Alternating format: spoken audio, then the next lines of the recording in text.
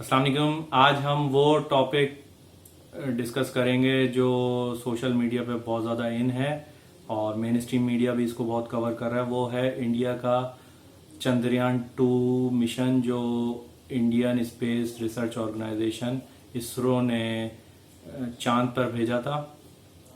Basically ये mission था कि वो चांद यहाँ से रॉकेट जाएगा, वो चांद के मदार में दाखिल होगा और फिर वो चांद की डार्क साइड जो कि कभी ज़मीन के सामने नहीं आती वहाँ लैंड करने की कोशिश करेगा और वंस वो वहाँ लैंड कर जाएगा तो वो वहाँ पानी वगैरह और दूसरी चीज़ों की तलाश करेगा। तो ये बहुत एक एम्बिशियस प्रोजेक्ट था और इस प्रोजेक्ट पे इंडियंस की बहुत ज़्यादा होप थी और कि ये उनको उन 4 मुल्कों में 3 मुल्कों की सेफ में शामिल कर देगा जो इससे पहले चांद पे अपनी प्रोब्स या मैंड मिशन कर चुके हैं। उनमें अमेरिका, रशिया और चाइना शामिल हैं और इंडिया का 2022 तक मैंड मिशन भी भेजने का इरादा है। तो इसके लिए एक बहुत बड़ा स्टेप था चंद्रयान 2, लेकिन अनफॉर्चुनेटली वो फेल हो गया। अब इसके फेलियर से सोशल मीडिया पे बहुत ज़्यादा आउटक्राई 2 किस्म की उभरी। एक तो जिन्होंने इसको कहा कि वेल डन था और ये बहुत ज़बरदस्त काम था और ये बहुत कम खर्चे में इन्होंने एक बहुत बड़ा प्रोजेक्ट किया।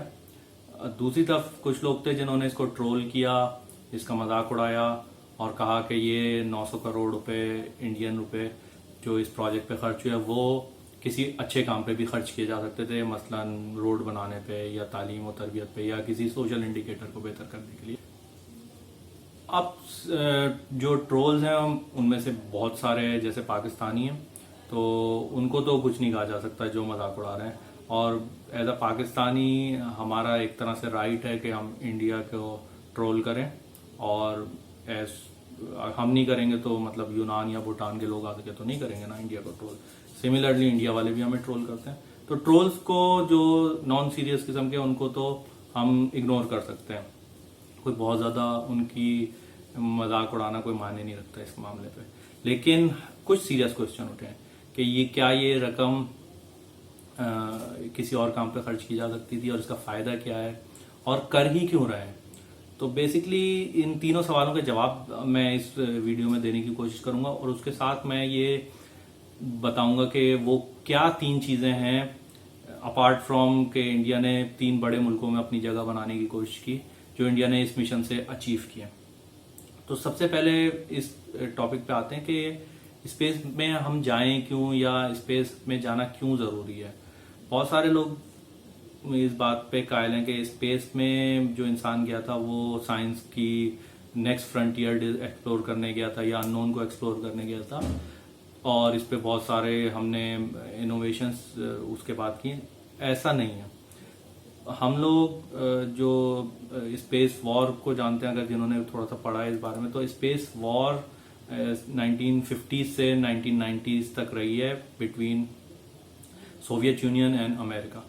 तो वो स्पेस वॉर की वजह से हम को खला में गए, इंसान चांद पे गया और उससे आगे के मिशन प्लान हुए और बेसिकली अब मैं थोड़ा सा उसमें जाऊंगा। इसका स्टार्ट हुआ था दूसरी जंग अजीम में जब हिटलर की नाजी फौजियों ने मिसाइल प्रोग्राम V2 का आगाज़ किया और उस मिसाइल प्रोग्राम का बेसिक मकसद तो था तबाही और बर्बादी फैलाना और V2 के ज़रिए इन्होंने 3000 से ज़्यादा हमले किए यूरोप के मुख्तलिफ शहरों पे। लंदन उसका ख़ास निशाना था, पेरिस था, ब्रसल्स था, तो ये सारे उसके ख़ास निशाने थे और 3000 हमलों में कोई 2700 वो लोग जाँ बहक हुए थे इन हमलों में और बहुत ज़्यादा मटेरियल लॉस भी हुआ था और इसने एक तरह से पैनिक बहुत ज़्यादा क्रिएट किया था मिसाइल हमलों ने। तो वो स्टार्ट था और यही रॉकेट फिर खला में इन्होंने भेजे और मैन मेड फर्स्ट आइटम जो आउटर स्पेस में गया वो यही वाले V2 रॉकेट्स थे। अब हुआ क्या, जब हिटलर ने खुदकुशी कर ली और जर्मनी ने हथियार डाल दिए तो 3 अलाइड फोर्सेस जिसमें रशिया, UK और अमेरिका शामिल थे, इन तीनों ने तेजी से इन V2 रॉकेट्स पे कब्जा करना शुरू किया कि जिसको जो जहां मिले उन पे कब्जा करें और यही नहीं, उन्होंने इसकी फैक्ट्रियों पे, इसके रॉ मटेरियल पे, इसकी ड्राइंग्स पे कब्जा किया। और एक कदम आगे बढ़ के उन्होंने उन साइंसदानों और टीम्स को भी हायर किया जो इस रॉकेट की डेवलपमेंट में इन्वॉल्व थी। बिकॉज दोनों तीनों कुव्वतें ये जानती थी कि ये इन्होंने बहुत तबाही फैलाई है और ये next big thing in warfare हो सकती है। लेकिन और अमेरिका ने तो बाकायदा V2 रॉकेट के प्रोग्राम को आगे बढ़ाते हुए under the project name operation paper clip, इन लोग पूरी टीम को अपने वहाँ अमेरिका में लेके गए, वहाँ उनको मुराद दी, वहाँ लैब्स दी ताकि वो रॉकेट टेक्नोलॉजी को इन्हांस करें। और सोवियत यूनियन ने भी उसी टीम में से कुछ बंदे अपने पास रखे और उन्होंने अपने प्रोग्राम पे जाके 1950s में जाके अमेरिका ने ऐलान किया कि हम एक मसनूई सैयारा खला में भेजेंगे। और उसके बाद सोवियत यूनियन ने इस ऐलान को एक तरह से ऐलान जंग समझते हुए अपना मसनूई सैयारा भेज भी दिया और उससे बेसिकली ट्रिगर हुई स्पेस वॉर। इस पूरी स्पेस वॉर में अमेरिका ने एक तरह से एक स्टेप पीछे ही रहा। पहला बंदा जो भेजा खला में यूरी गेगारिन, वो रशियन था। फिर पहला बंदा जिसने स्पेस वॉक की वो रशियन था। फिर पहली खातून खलाबाज या रशियन में उनको कॉस्मोनॉट कहते थे, तो वो भेजी, वो भी रशियन थी। तो अमेरिका ने एक एम्बिशियस स्टेप अहेड लिया कि हम किसी तरह रशिया को नीचा दिखाएं और उन्होंने ये अपना अपोलो प्रोजेक्ट जो चांद के लिए था वो बनाया और फिर पहली दफ़ा चांद पे कदम नील आर्मस्ट्रॉन्ग ने रखा। तो बेसिकली कहने का मकसद था ये बेसिकली स्पेस वॉर थी, कोल्ड वॉर का एक्सटेंशन। और इसमें कोई साइंस के लिए इनके लिए कोई खास दर्द नहीं था। लेकिन जब नासा की डेवलपमेंट हुई और ये लोगों को खला में भेजने की कोशिश की गई तो नासा ने अपनी टेक्नोलॉजी, क्योंकि एक बंदे को खला में भेजना और उसके बाद उसको वापस लेके आना रिक्वायर्ड बहुत ज़्यादा टेक्नोलॉजी इनोवेशन जो 1950s में नहीं अवेलेबल थी। तो इस पर बहुत ज़्यादा वर्क किया गया और नासा ने बहुत सारी ऐसी चीज़ें डेवलप की जो कि आज हमारे नॉर्मल यूज़ में हैं। मतलब जिसमें आप ये कह सकते हैं वाटर फिल्ट्रेशन सिस्टम उस वक्त बना, एयर प्योरिफिकेशन सिस्टम बना। जब ये इनको पता लगा कि जब ऑर्बिट में वापस आते हैं तो आग लगने का खतरा होता है, तो फायर प्रूफ जैकेट्स और कपड़े नासा ने डेवलप किए। इसके साथ साथ सैकड़ों किस्म की इजादात की, कंप्यूटर माउस, कैमरे का लेंस और बगैर मट्टी के सब्जियां उगाना, ये सारी टेक्नोलॉजीज, ये सारी चीज़ें उसी वक्त इजाद की गई जब ये कोल्ड वॉर की एक्सटेंशन स्पेस वॉर चल रही थी। तो कहने का मकसद ये है कि स्पेस वॉर, स्पेस एक्सप्लोरेशन के साथ हमेशा से ही एक पावर की मैट्रिक्स लगी रही है इसमें। और बेसिकली होता ये है कि साइंस को कहीं भी बहुत ज़्यादा फंडिंग नहीं मिलती है, मिलिट्री को मिलती है। तो जब तक वो मिलिट्री में रहती हैं तो फिर वहाँ वो डेवलपमेंट होती हैं चीज़ें, और फिर आहिस्ता आहिस्ता अगर वो कोई अच्छी चीज़ ईजाद हो जाए तो वो आहिस्ता आहिस्ता पेनिट्रेट कर जाती है कॉमन यूज़र मार्केट में। तो जैसे मैंने मिसालें दी, सोलर पैनल ये एक और इजाद थी जो, क्योंकि आपको वहाँ खला में चीज़ें भेजनी होती हैं और उसके साथ बड़ी बैटरी नहीं भेज सकते आप। बैटरी जितना वजन भेजेंगे उतना आपको कॉस्ट लगेगा, तो सोलर एनर्जी के सेल बनाए और ताकि सोलर एनर्जी एक्सट्रैक्ट कर सकें। तो ये बहुत ज़्यादा टेक्नोलॉजी एडवांसमेंट हुई स्पेस वॉर की वजह से बिटवीन अमेरिका एंड रशिया।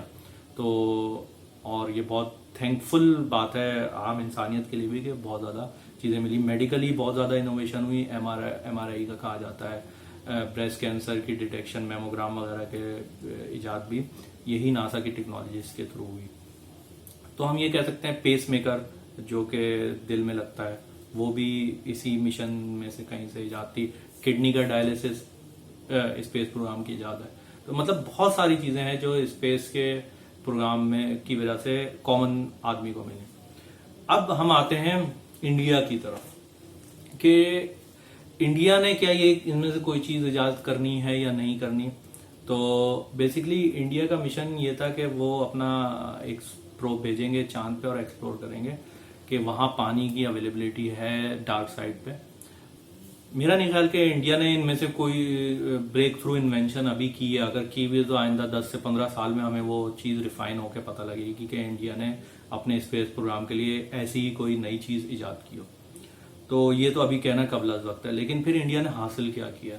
मेरे ख्याल में इंडिया की अचीवमेंट अपार्ट फ्रॉम के वो उन बिग 3 की लीग में शामिल हो गया, बिग 4 बन गए कि जो चांद पे गए। इंडिया डिस्पाइट के एक फेलियर था, नेक्स्ट टाइम वो इस फेलियर को कूप अप कर सकते हैं और वो अपना प्रोब भेज सकते हैं चांद पे सक्सेसफुली। तो अब सिर्फ 4 मुल्क हैं जो के चांद पे गए, तो इंडिया उन बिग 4 में शामिल हो गया एक तरह से, आप कह सकते हैं आप। दूसरा जो इंडिया को फायदा हुआ है वो है पॉलिटिकल फायदा। Narendra Modi shining India, rising India के बाद अब एक स्पेस इंडिया की मुहिम भी चला रहे हैं कि जिसमें उन्होंने मंगलयान भेजा है, पहले भेजा, फिर उसके बाद अब ये चंद्रयान भेजा, उसके बाद एक आदित्य भेज रहे हैं जो सूरज की तरफ जाएगा, फिर बाकी प्लैनेट्स को भी एक्सप्लोर कर रहे हैं। तो मतलब एक larger than life achievement Narendra Modi की है। तो बेसिकली ये बहुत बड़ा पॉलिटिकल एडवांटेज है उनके लिए।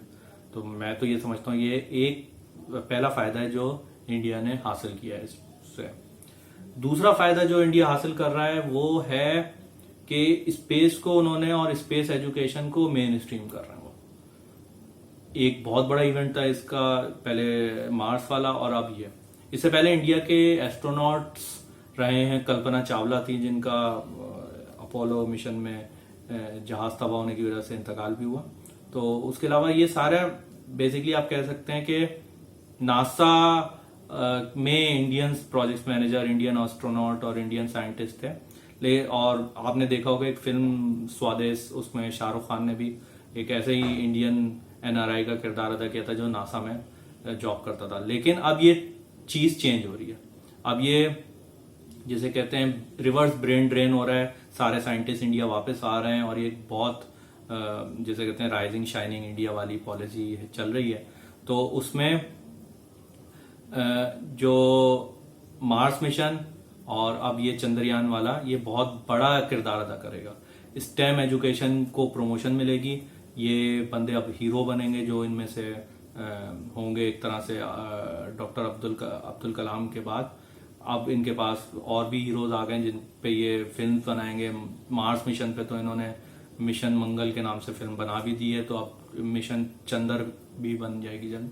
तो स्पेस एजुकेशन या और आपको सबको पता है कि जो भी स्पेस टेक्नोलॉजी है उसके लिए आपको बहुत सारी मुख्तलिफ किस्म की aeronautical engineering, mechanical engineering, materials engineering, manufacturing engineering, 50 किस्म की आपको इंजीनियरिंग और मैथमेटिक्स और कंप्यूटर प्रोग्रामिंग चाहिए होती है। तो इन सबको एक बूस्ट मिलेगा, स्टेम एजुकेशन एक प्रिवेल करेगी।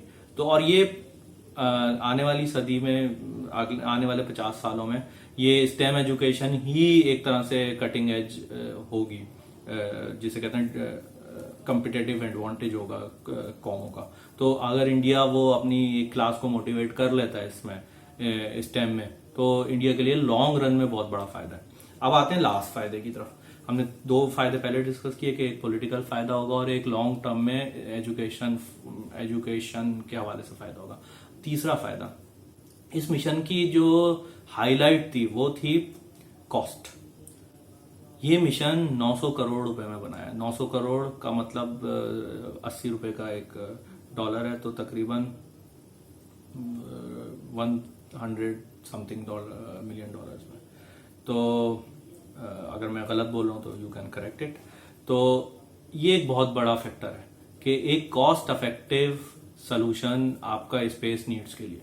अगर इंडिया कामयाब हो जाता है इस मिशन में तो एक लो कॉस्ट स्पेस मिशन दुनिया को मिल जाएगा, जहां वो एक बहुत कम कॉस्ट में अपने सैटेलाइट्स और अपने मैन्ड मिशन खला में भेज सकते हैं। तो ये एक बहुत बड़ा कॉम्पिटिटिव एडवांटेज है और इंडिया इससे बिलियंस ऑफ डॉलर्स कमा सकता है। तो इंडिया के पास एक टेक्नोलॉजी आ गई है, उसने उसको यूज करा है। उसने थोड़े अर्से पहले सैटेलाइट्स भेजने का एक रॉक मिशन में भी रिकॉर्ड बनाया था। तो इंडिया के पास टेक्नोलॉजी है, इंडिया के पास मैन पावर है, तो इंडिया इस एरिया को जरूर एक्सप्लोर करेगा और बिलियंस ऑफ डॉलर की इंडस्ट्री है ये। कि आपको अपने सैटेलाइट्स भेजने हैं, और मिलिट्री सैटेलाइट्स हो सकते हैं, वो सिविलियन सैटेलाइट्स हो सकते हैं, वो मुख्तलिफ सर्विसेज के सैटेलाइट्स हो सकते हैं। तो ये सारी चीज़ें अब इंडिया कर सकता है। तो बेसिकली ये 3 जो मेरे ख्याल में फ़ायदे हैं, इंडिया इस फेल्ड मिशन के बावजूद भी हासिल कर लेगा। तो अगर आपको ये वीडियो सही लगी हो तो आप इसको लाइक करें, नहीं सही लगी हो तो अनलाइक कर दें, और चैनल को सब्सक्राइब करें। शुक्रिया।